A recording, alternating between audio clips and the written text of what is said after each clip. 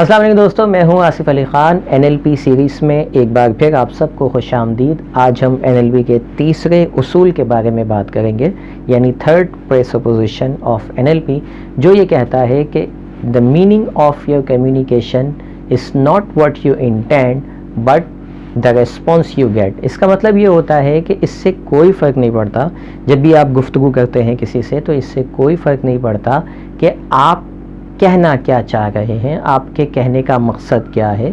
फ़र्क इससे पड़ता है कि सामने वाला आपकी बात को कैसे समझ रहा है, यानी उसका जो रेस्पॉन्स है वही बेसिकली आपने कम्युनिकेट किया है।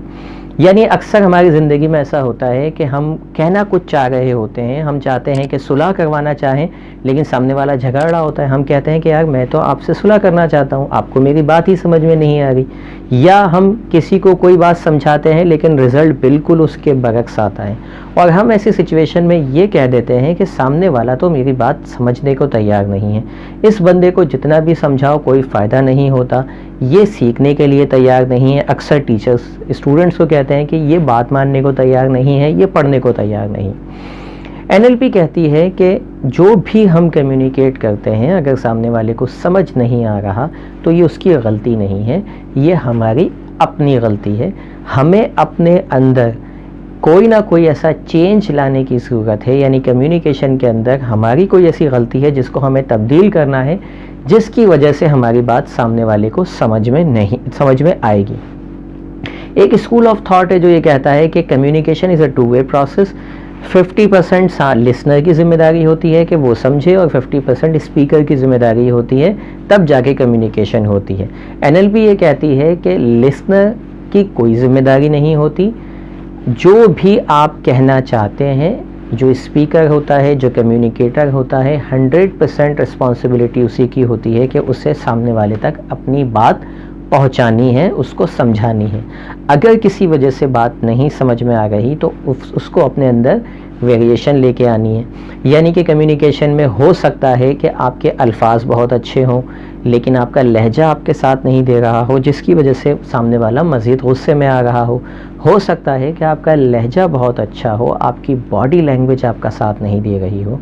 बाज़ औक़ात आपकी बॉडी लैंग्वेज बहुत अच्छी हो लेकिन आपके अल्फाज आपका साथ नहीं दे रहे हो, या ये सब बहुत अच्छे हों लेकिन आपके और उसके दरमियान रैपो नहीं है, अंडरस्टैंडिंग चूँकि नहीं है, या रैपो ख़त्म हो चुकी है, जिसकी वजह से अब आपको उस सामने वाले को आपकी कोई बात समझ नहीं आ रही।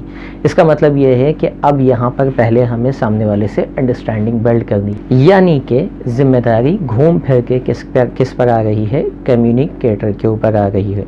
अगर आप जो है वो सामने लिसनर के ऊपर कोई बात डाल देते हैं कि जी वो ज़िम्मेदार है, इसका मतलब ये है कि NLP के बकौल आप विक्टिम हो गए हैं, आप शिकार हो गए हैं। अब आप तब्दीली नहीं ला सकते, क्योंकि अब आपने ज़िम्मेदारी किसी और पे शिफ्ट कर दी है कि सामने वाले को मेरी बात समझ में नहीं आ रही, मैं तो बहुत अच्छा हूँ।